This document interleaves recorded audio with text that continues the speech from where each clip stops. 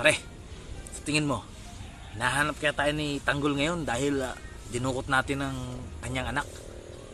Pinadukot ni Pinuno. Sa tingin mo? Malamang, Boy Selecta, hinahanap tayo ni Tanggol. Kasi nga, pinadukot ni Pinuno ang kanyang anak. Biruin mo, sa ganda ba naman ng anak ni Tanggol na yun? Ba't nga hindi niya hanapin? Napakaganda, kursunada ko nga eh. Kursunada ko nga yun pare eh.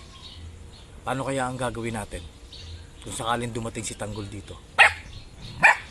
Ha? Boy Selecta.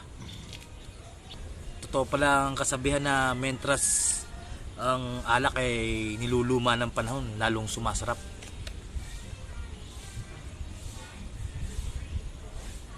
Sarap eh. Ibang klase. Lakas ng tama pare. Si Tanggol.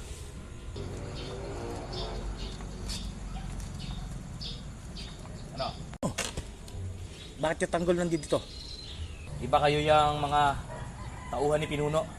Alam kong alam ninyo kung saan dinala ang aking anak.